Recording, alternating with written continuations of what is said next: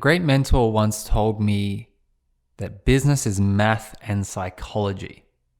Now, in the previous episode, we went more deeply into the psychology behind business, but in this one specifically, we're covering the math.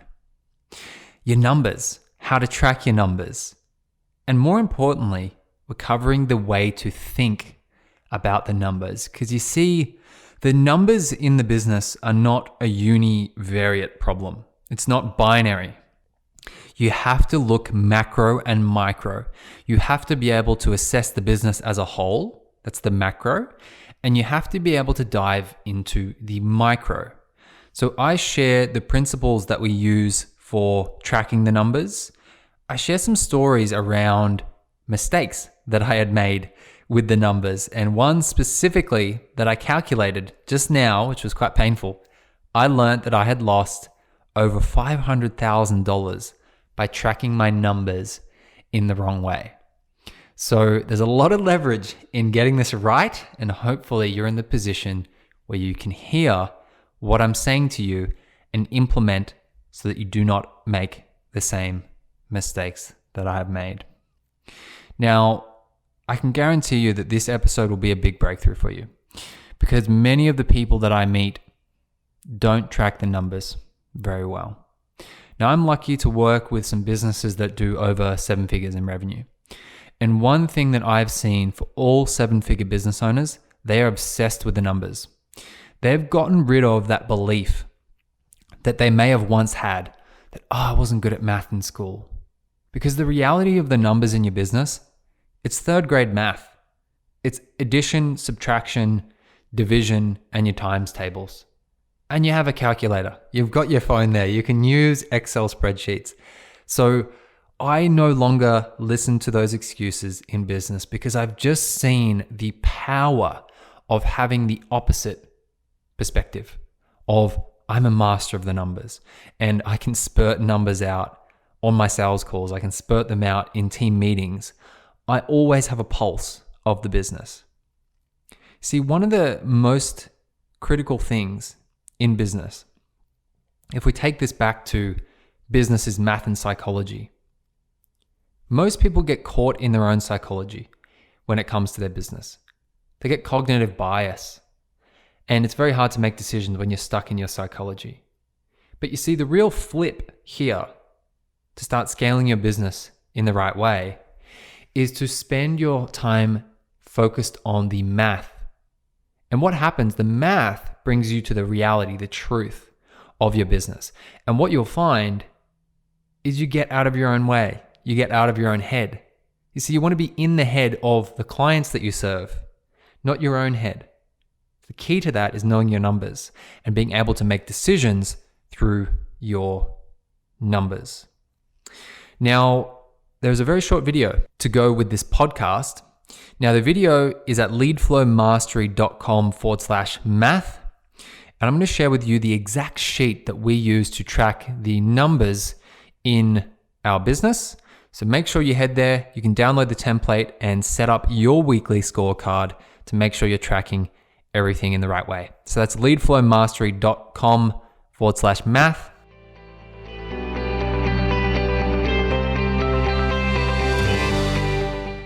Three years ago, when I first discovered LeadFlow, I had a specific funnel set up for it.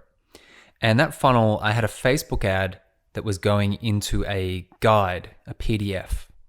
After the PDF, I had a video series, which went into LeadFlow in a little bit more depth and described it face-to-camera style of stuff. And then I had an appointment at the end of the video. So I had a 3-step funnel. Step 1, download the guide. Step 2, watch the video. Step 3, book a call and hopefully become a client at the end of that. Now, I was running about $5,000 a month worth of advertising into this funnel, and the results were pretty amazing. I was getting an 851% return on investment. So return on investment means how much money comes back for the money that you invest. So if I'm investing $5,000 a month, I get 8.51 times that return coming in from that ad spend.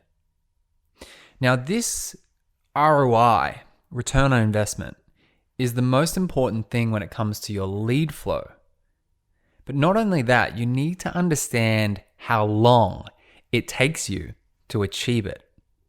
Now, with this funnel that I had, this specific funnel, I've always had this goal in my business and in my mind that I want to achieve a 10x return on investment from my advertising.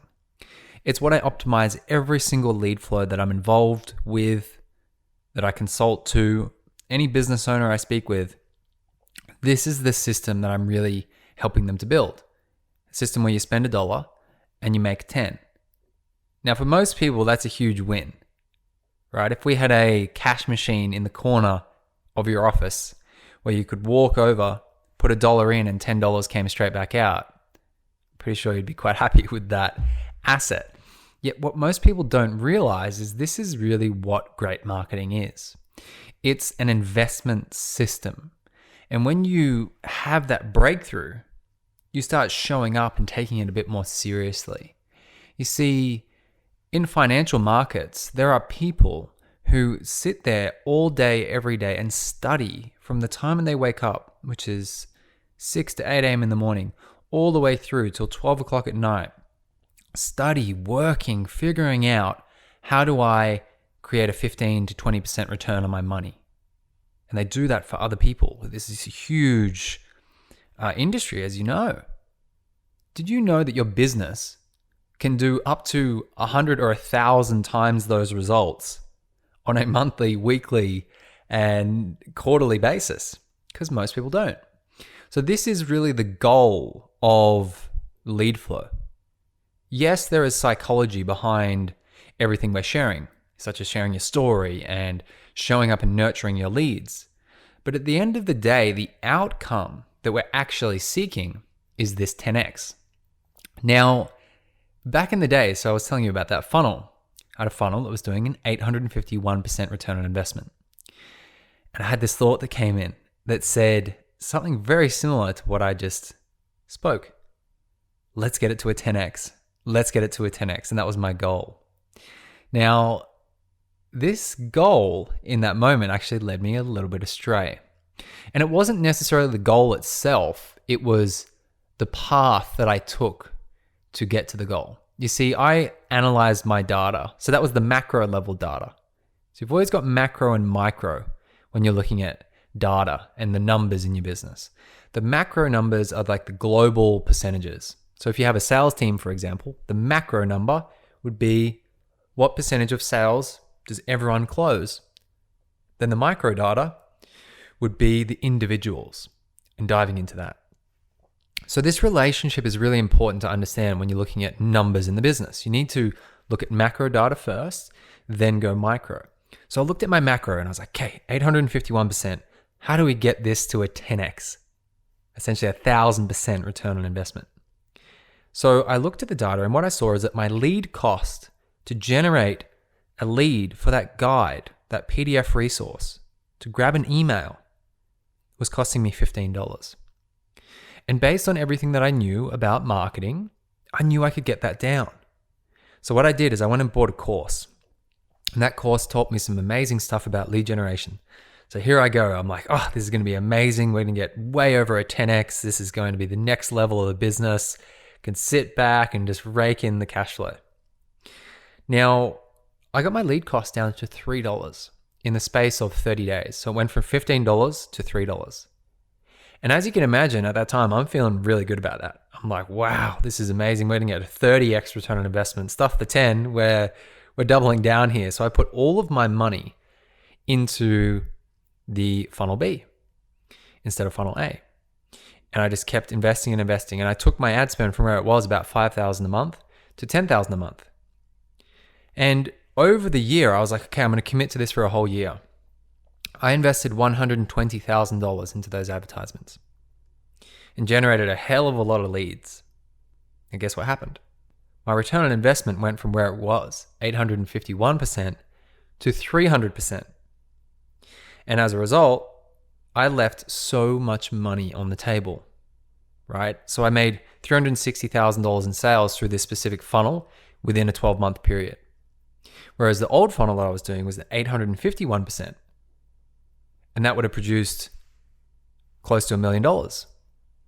So that one decision that I made, because I was trying to optimize my lead cost, bring my lead cost down, and I wasn't paying enough attention. I went too micro instead of staying macro.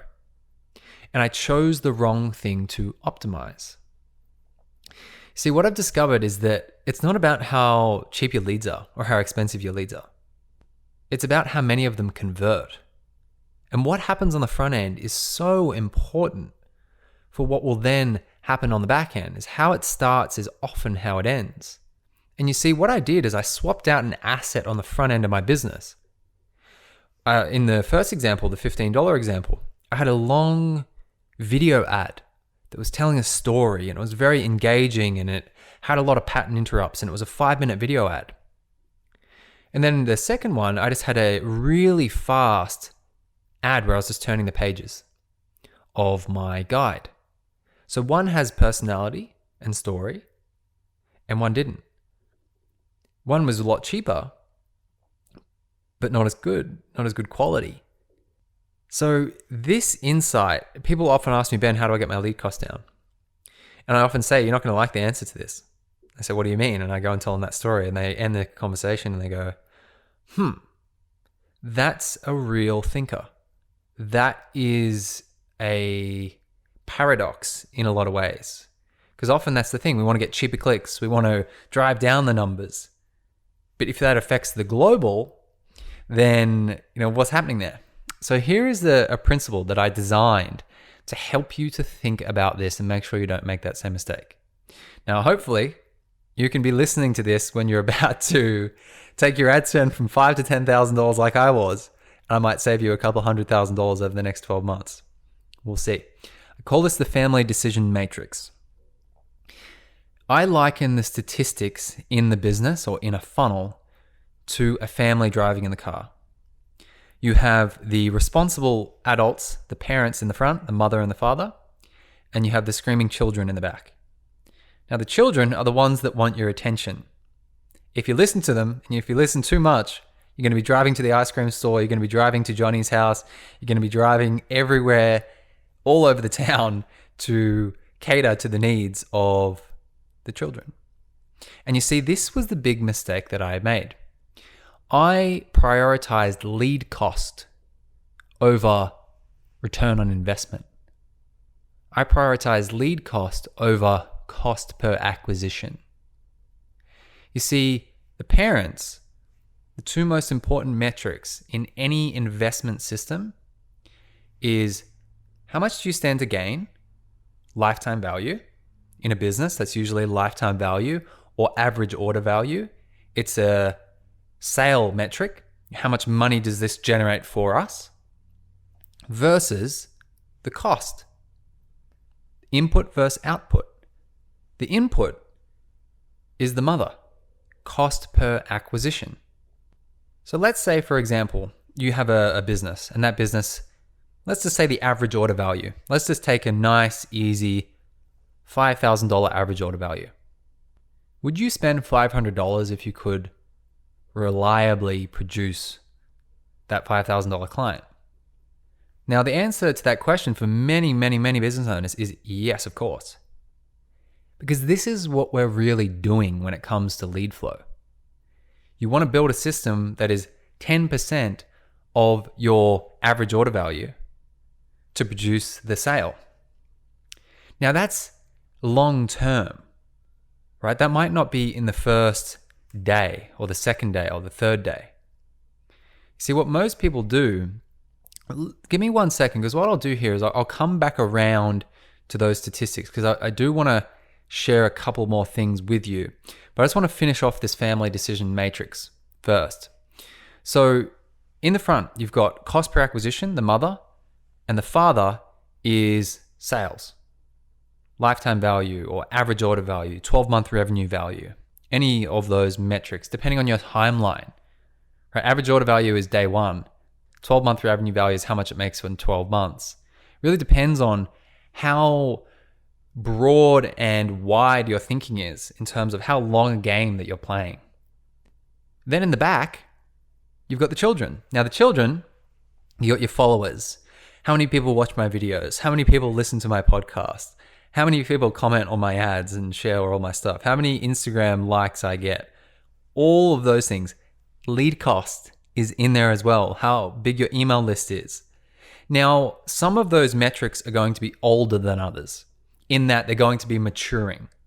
You see, I wouldn't even say that lead cost is a baby. I would say like a baby metric, like a very just come into the world and very young and immature metric, something like followers. How many followers you have has literally zero impact on how much money you make. It's something that people are obsessed with in today's economy, but really it's not really followers, it's leads that determine your success. And there's a very big difference between a follower and a lead. So understanding this, you see, the children are going to have good ideas. I'm not telling you to just block out the children completely. I'm saying you should listen to them. Sometimes they're going to break their arm and they're going to need to go to the hospital.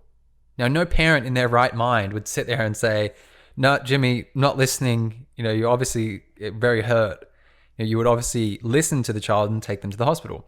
But that decision would be filtered through you. And this is the breakthrough that I really want you to have right now. You have to filter every decision you make with your marketing and your sales and your business growth through these two filters, the mother and the father, cost per acquisition. How much money, time, energy, effort does this cost to produce X, 5,000, 10,000, 20,000? I really see that not many people are thinking about this, and they're not thinking in the right way. Because a lot of people say to me, Ben, the best way to build your business with referrals. I'd say, yeah, well, that's relevant and that's great. Is it reliable? Is it consistent? Who are you relying on when that happens? And they say, well, I'm relying on so-and-so to put my good word in because what I do is amazing. And I say, well, what if so-and-so's sick?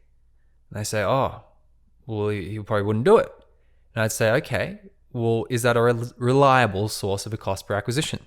And people would say no. And I'd say, well, maybe there's a better way. And you see, these are the questions that you really need to ask that most people don't. Networking is another one. Okay, you want to grow your business? Networking is a great way to do it. Yes, it is. I'd agree with that. But how much time does it cost you to network? How many meetings are you taking? How many coffees are you grabbing with people? How many hours per week are you spending to generate those clients? Have you ever done a calculation on what your time's worth and how much you're attributing as a cost? You see, because most people don't. Most people are very frightened to invest money, but they're more consciously investing time. You see, I would rather do the opposite. I would rather consciously invest money to win back my time or buy back my time so I can secure my freedom, which is the very reason I started my business in the first place. So there's always a mass-minded way to think about any metric in a business. And typically, it is the incorrect way. So if you look at cost per acquisition, there's not many people that thinking in the way that I'm presenting to you right now. If you look at lifetime value, not many people look at lifetime value. They look at the value of the sale. They don't even look at cash many times. They look at sales. Not what's this worth to the business over the long run. So you need to elevate your thinking when we're thinking about the numbers. You need to really look at the highest, most rational version of these numbers and assess them in depth and start really, really thinking about that moving forwards. Now, the family decision matrix, I will place that inside the training for you. So I've put that training at leadflowmastery.com/math. Now, on that page, you can go there and you can watch the training that we have on running the numbers in your business in the right way. And I'll put the family decision matrix, we've drawn it up as a model. You're going to love it. It's one of my favorite models that we have.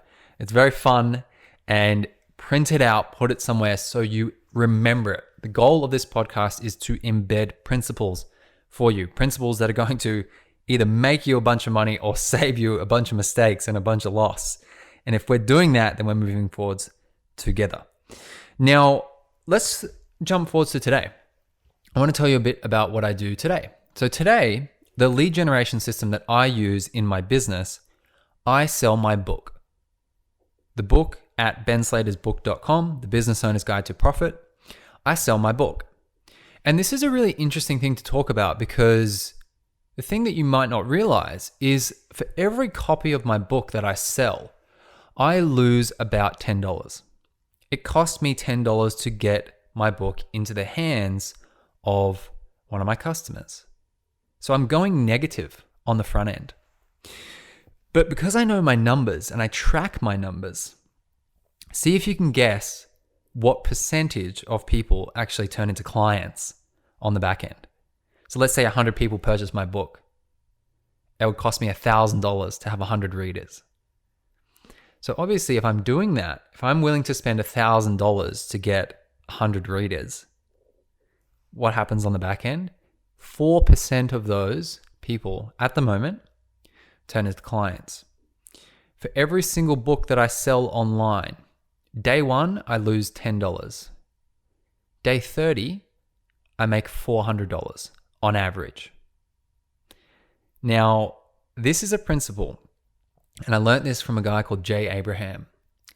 And Jay said most business owners are too scared to go negative on the front end to make real profits in the back end. And I really thought about that a lot. And I realized that if I could optimize my book to maximize my readers, and if a small percentage of them turned into clients, even if it was only 1%, I would still be incredibly profitable. Now, this is what I do today, and it's a different system than I've been exposed to before. And it's just something that I built for myself because of the way that I think about marketing. You see, in the online world, everyone's talking about ROI. And even I've been doing it this whole episode. I've been talking about return on investments, 851%, 300%, $400 per book sold for a $10 spend. That's what I've been talking about the whole time. But there's actually something that I believe is more important than return on investment. You won't hear this from many online marketers because no one really talks about it. Because again, it's one of those, ooh, that's a interesting concept. Similar to the lead cost, right? I look out there in the marketplace and so many people are selling, here's how to get cheap leads. Here's how to get cheap leads. And I just roll my eyes because it's not the whole picture. It's like you're selling the leaf on the tree instead of selling the tree itself. Now, if you're making a pasta, then maybe that's good. And if that leaf is a herb, that's great. But if you want to look at a beautiful structure and build something meaningful that has real life and essence, you need the tree, you need the roots, you need the trunk, you need the branches, you need the leaf. So return, how many days does it take you to get the return on investment? This is the question that I started asking myself. Time value of money. Now, if you've ever studied finance or been involved in accounting, there is a metric, it's called time value of money. $1 today in your hands today is worth exponentially more than $1 in your hand in a year's time. There is a diminishing law of return with money. Now in business, this becomes even more heightened, so much more heightened. Think of it this way. It's a good thinking concept. Let's say you have $10,000 to invest in marketing. Now you could invest that $10,000 today, and within 12 months, that $10,000 would turn into $100,000. Now, that's Exhibit A. Exhibit B. If you could invest $10,000 today and you could get $20,000 tomorrow. Now, here is the real caveat in this way of thinking. Both of those systems, you can continue doing them.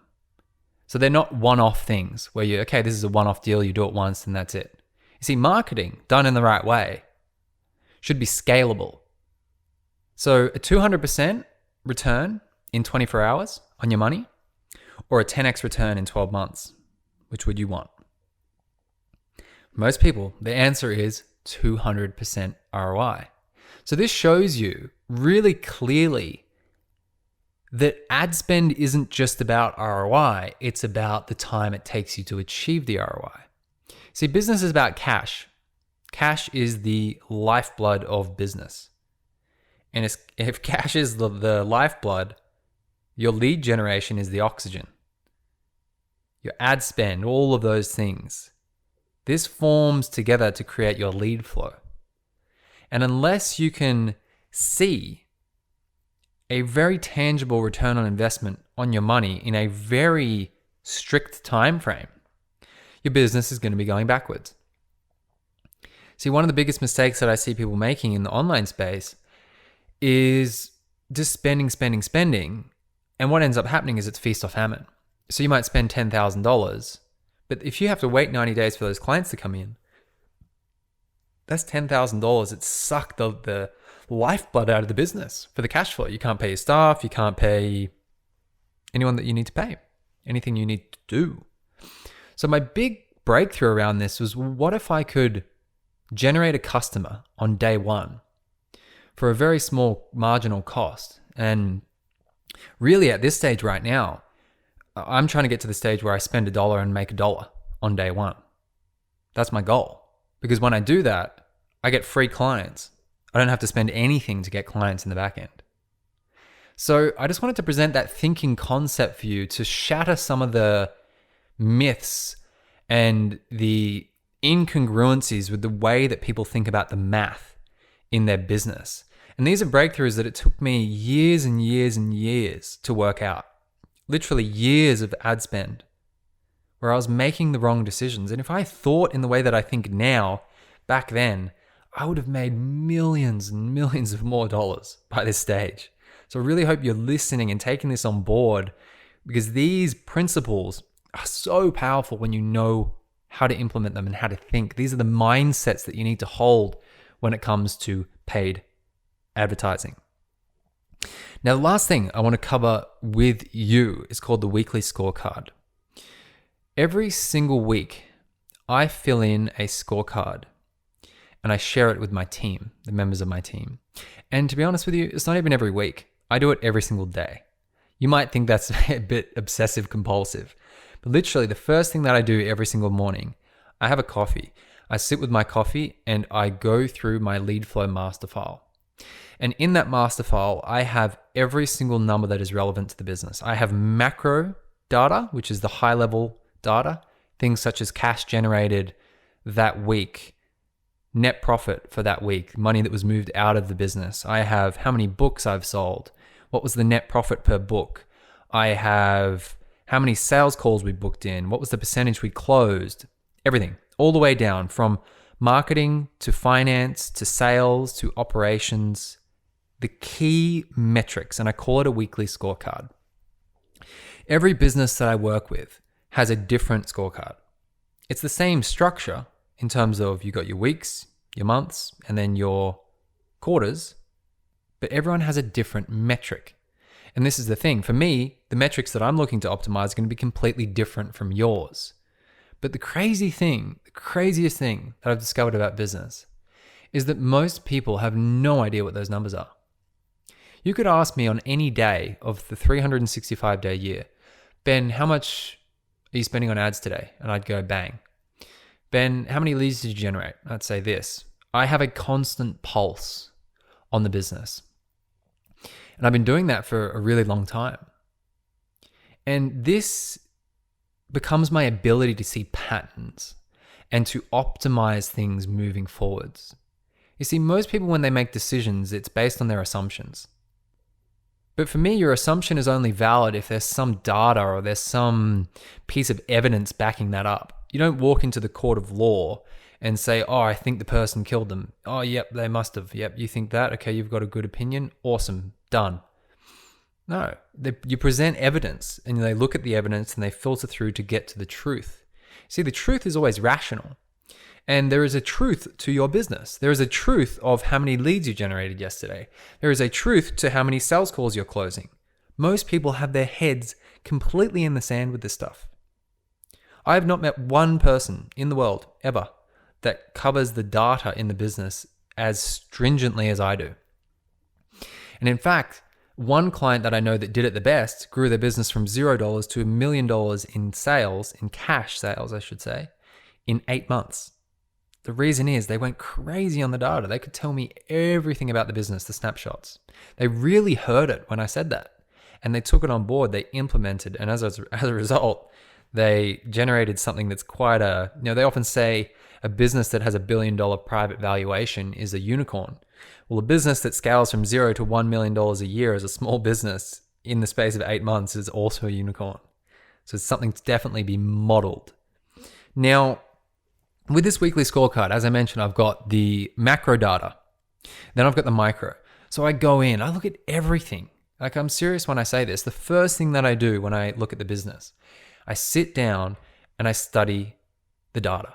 I look at how many people saw our ads, leads, how many impressions, what the frequency was, like how many times did people see the ads, how many people open the emails. Every single thing that I can see that's relevant to the business is in this sheet.